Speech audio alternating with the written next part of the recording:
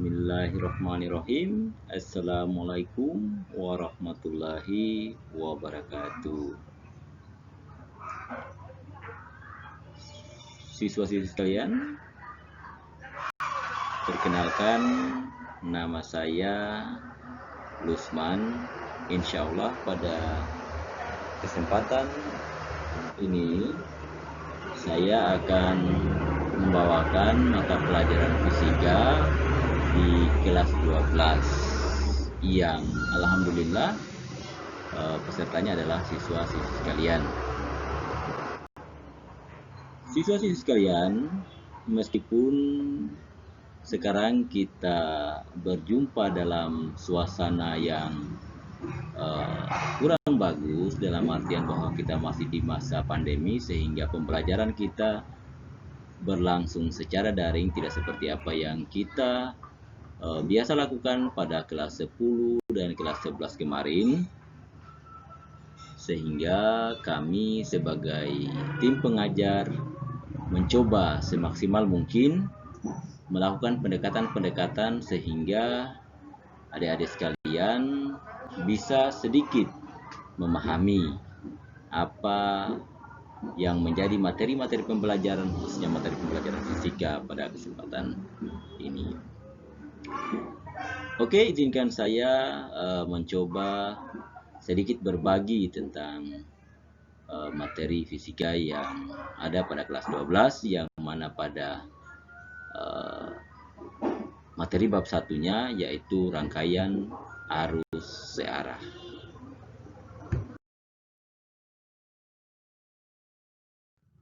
Ya, sebelum kita masuk pada materi tentang rangkaian arus searah, pertama kita harus mengetahui dulu kompetensi apa yang diharapkan setelah kita mempelajari materi rangkaian arus searah tersebut. Untuk kompetensi pengetahuan atau 3.1 yaitu setelah siswa mempelajari rangkaian arus searah, maka siswa dapat menganalisis prinsip kerja peralatan listrik searah atau rangkaian listrik DC dalam kehidupan sehari-hari. Kemudian keterampilan yang diperoleh atau yang diharapkan itu dapat melakukan percobaan prinsip kerja rangkaian listrik searah atau rangkaian DC dengan metode atau dengan menggunakan metode ilmiah. Apa itu listrik? Listrik sebenarnya sudah sering kita dengar, bahkan di SMP juga kita sudah pernah mempelajari tentang materi listrik. Bahkan beberapa sekolah juga mempraktekkan atau mempelajari atau mencoba menemukan listrik, seperti kemarin kami sempat mendengar di SMP Negeri 1 Kaledupa, mereka menemukan listrik di semangka. Jadi kira-kira apa itu listrik? Mungkin bisa kita katakan bahwa listrik itu merupakan salah satu fenomena alam yang terkait dengan muatan-muatan listrik positif maupun negatif. Jadi bisa kita katakan bahwa dia merupakan fenomena alam yang terkait dengan muatan-muatan, apakah itu bersifat negatif ataupun positif.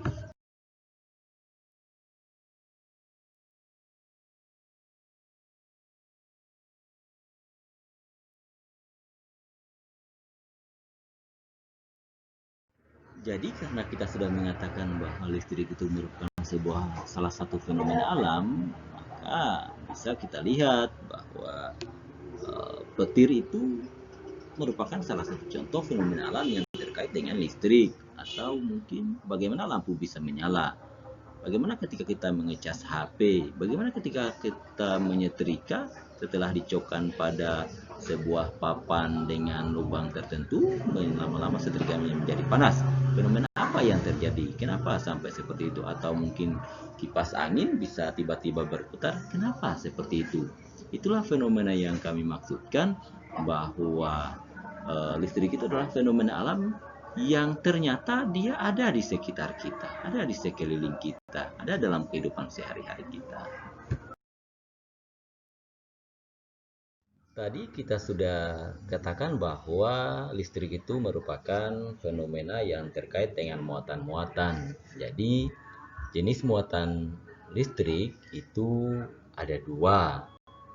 Yang pertama, muatan positif yang biasa disebut sebagai proton, dan muatan negatif yang biasa juga disebut sebagai elektron. Muatan-muatan tadi ketika dia bergerak, maka dikatakan listrik itu adalah listrik dinamis, dan ketika dia diam, maka dikatakan listrik itu adalah listrik statis. Oke, bagaimana untuk listrik yang bergerak atau listrik dinamis? Karena pada materi kita kali ini yaitu kita berbicara tentang rangkaian arus searah atau rangkaian arus listrik searah, sehingga kita berbicara bahwa listrik tersebut adalah listrik yang bergerak atau listrik dinamis. Bagaimana listrik atau muatan-muatan tadi itu sampai bergerak, atau bagaimana arah gerakannya? Elektron itu atau muatan-muatan tadi bergerak di dalam kawat penghantar. Jadi muatan-muatan tadi ada dua, ada yang namanya elektron dan ada yang namanya proton. Elektron itu bergerak di dalam kawat, yang mana arah arus listrik itu bertolak belakang dengan arah gerak elektron. Jadi ketika arah gerak elektron itu ke kanan, berarti arah arus listriknya dia ke kiri. Misalnya, ketika dalam sebuah baterai ada kutub positif dan ada kutub negatif. Nah, kutub positif berarti dia arus listrik, minta maaf, arus listrik itu bergerak dari kutub positif ke kutub negatif. Sementara elektron itu bergerak dari kutub negatif ke kutub positif. Jadi ingat bahwa arus listrik itu arahnya bertolak belakang dengan arah arus elektron bertolak belakang dengan arah arus listrik.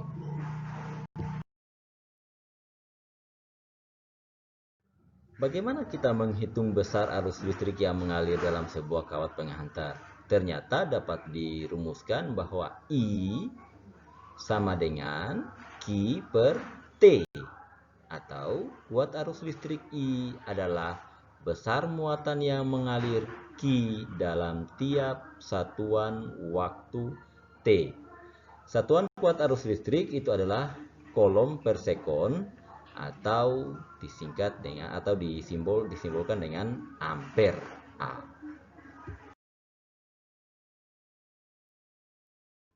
Oke, contoh soal.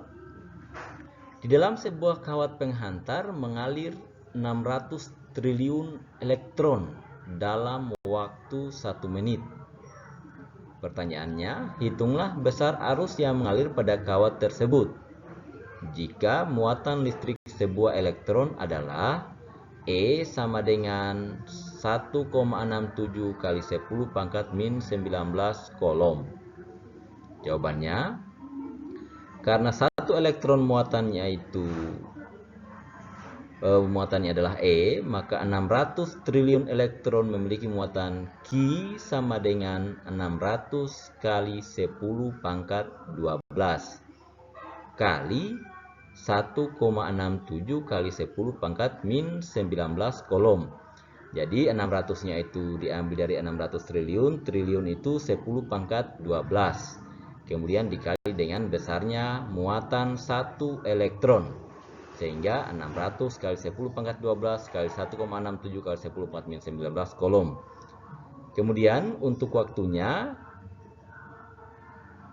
di situ 1 menit dijadikan sekon atau detik, 1 kali 60 detik, sehingga penyelesaiannya I sama dengan Q PT sama dengan 600 kali 10 pangkat 12 kali 1,67 kali 10 pangkat min 19 per 60 sama dengan 1,67 kali 10 pangkat min 6 ampere.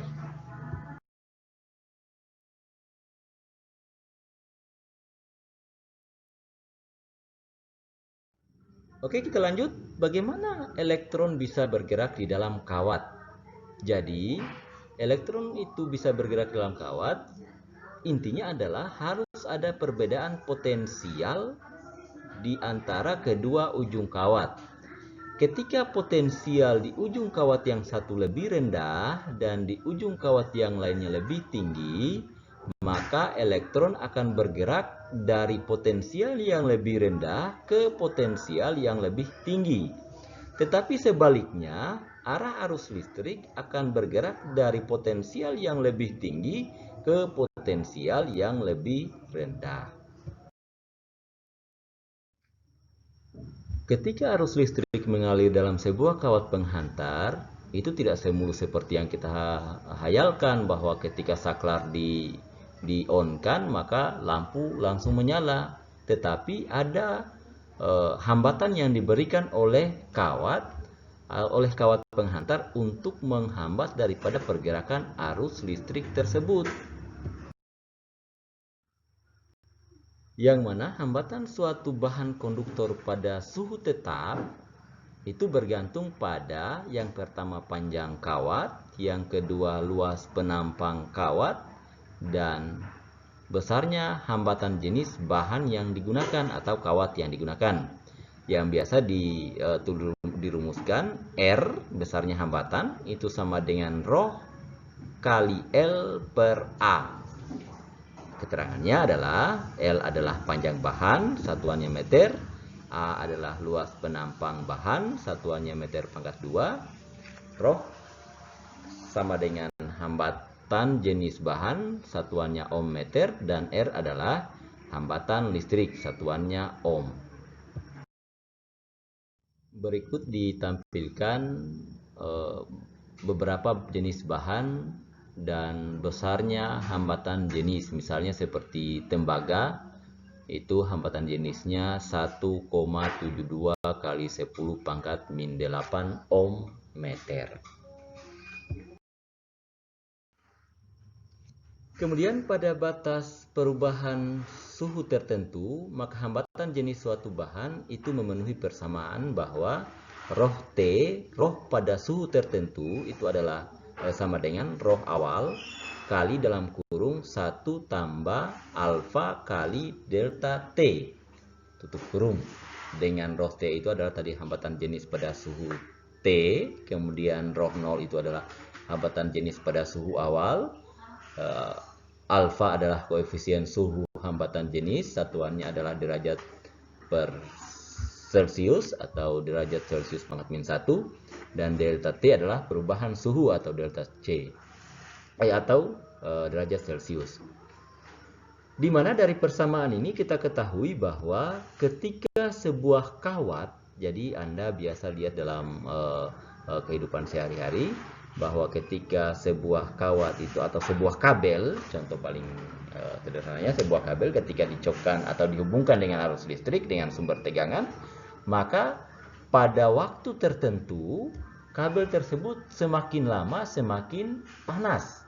Jadi ketika kabel itu panas, maka hambatan jenisnya itu akan bertambah besar. Sehingga dalam pemakaian sehari-hari kita mencoba bagaimana mencari kabel dengan efisiensi yang sangat tinggi, atau dalam artian bahwa perubahan suhu yang terjadi pada kabel tadi itu sangat sedikit sehingga tidak merugikan kita sebagai konsumen dalam menggunakan listrik.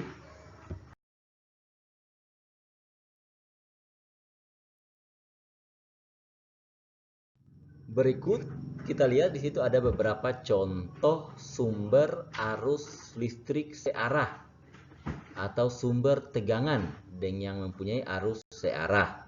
Situ ada banyak baterai dari ukuran kecil sampai ukuran besar, ada baterai laptop, ada seperti baterai jam tangan, ada seperti baterai HP, bisa juga sebenarnya seperti aki atau mungkin sel surya atau biasa kalian kenal tenaga surya. Itu merupakan contoh-contoh daripada sumber tegangan listrik arus searah yang menyebabkan arus listrik itu atau yang bisa membuat arus listrik terus mengalir.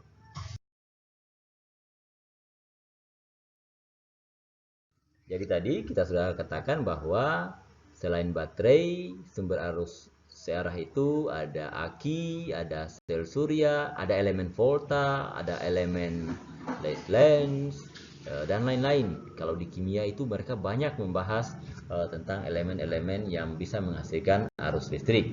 Yang kesemuanya itu, sumber listrik itu disebut sebagai elemen yang disimbolkan dengan E.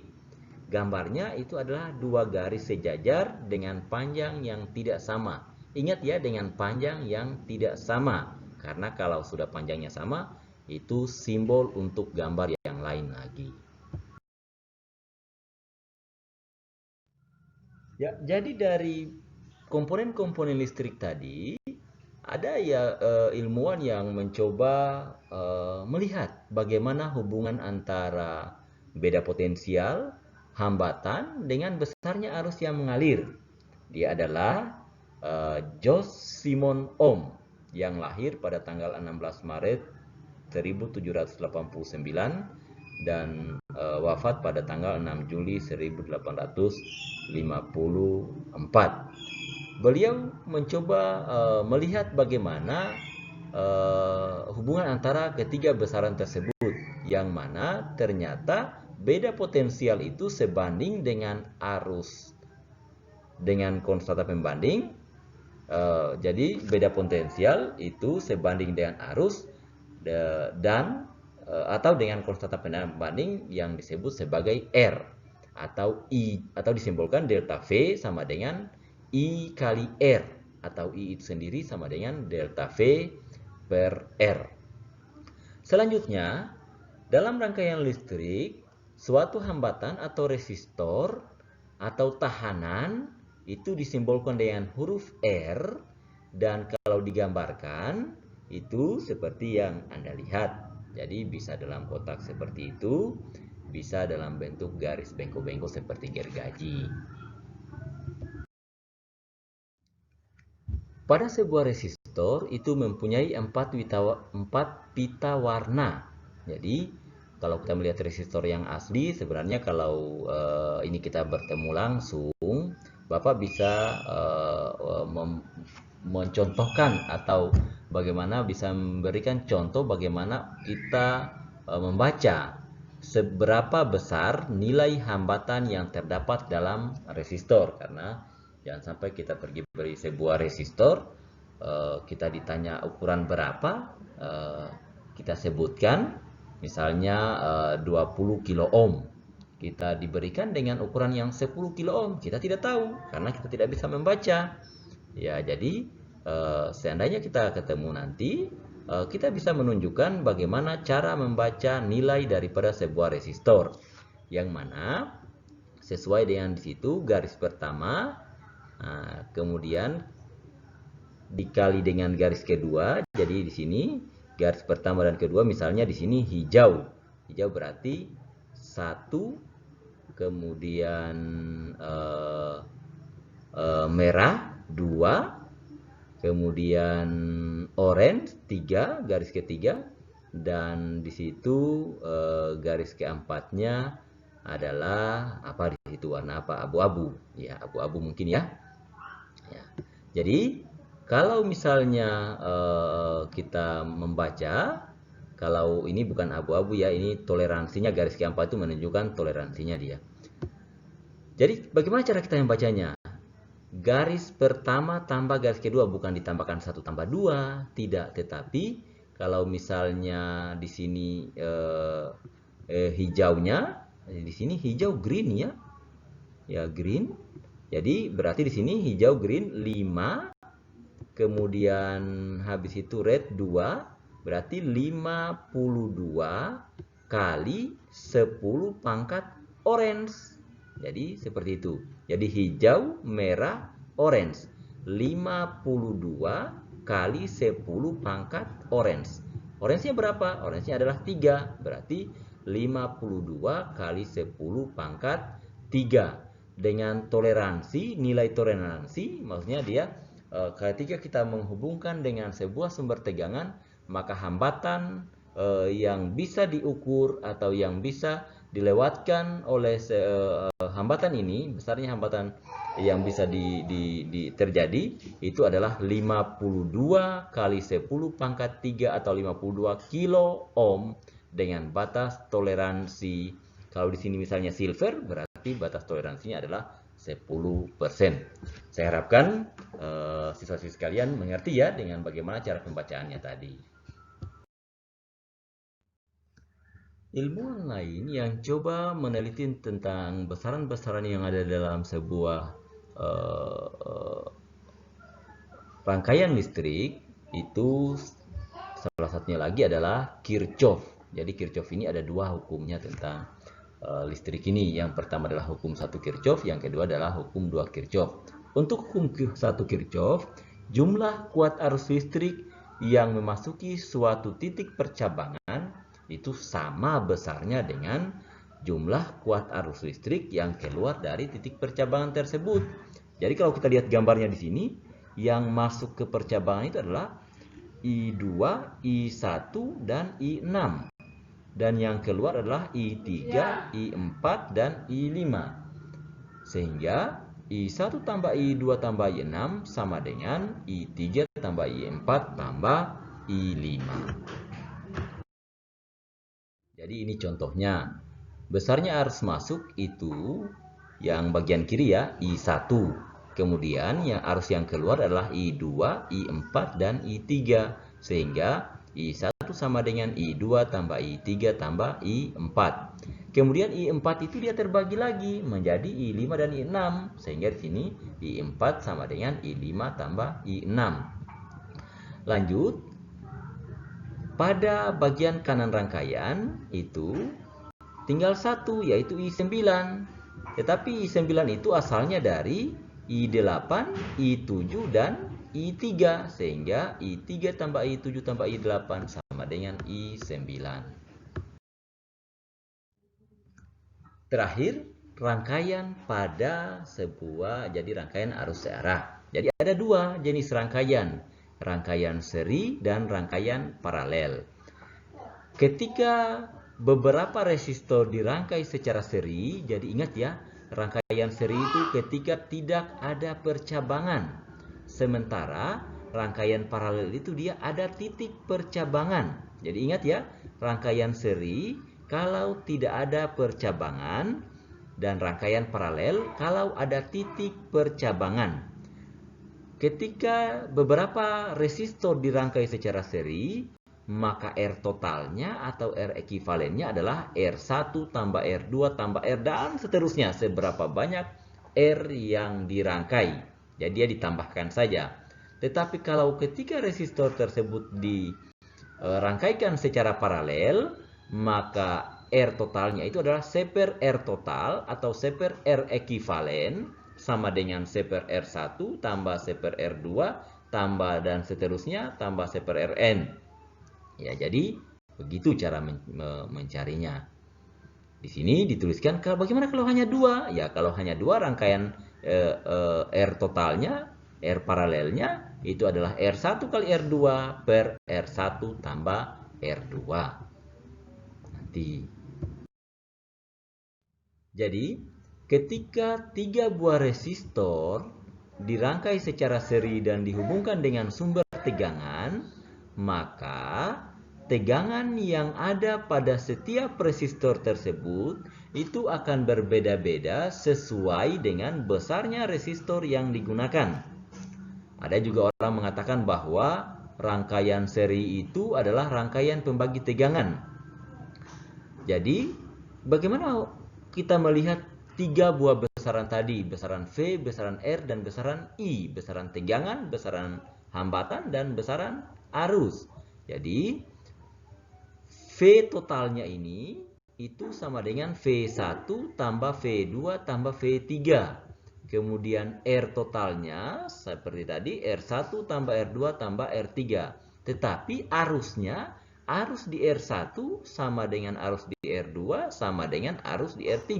Atau I1 sama dengan I2 sama dengan I3. Karena di sini tidak ada percabangan, jadi arusnya dia sama.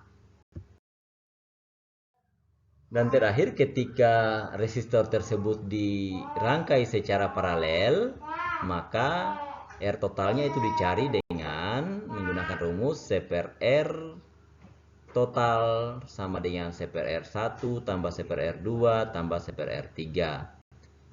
Arusnya, karena dia sesuai dengan hukum Kirchhoff, maka I yang masuk sama dengan I yang keluar, maka I total itu sama dengan I1 tambah I2 tambah I3. Sementara tegangannya V total sama dengan V1 sama dengan V2 sama dengan V3. Oke, baiklah adik-adik sekalian, siswa-siswi sekalian, Bapak harapkan ada sedikit pemahaman dari apa yang Bapak sampaikan. Mudah-mudahan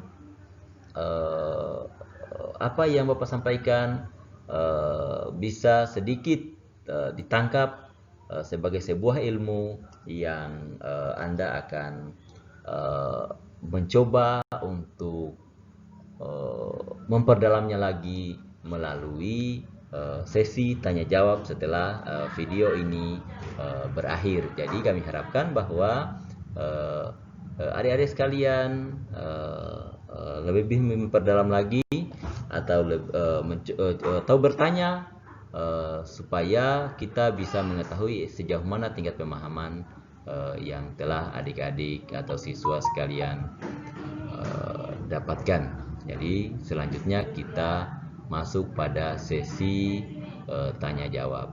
Terima kasih. Assalamualaikum warahmatullahi wabarakatuh.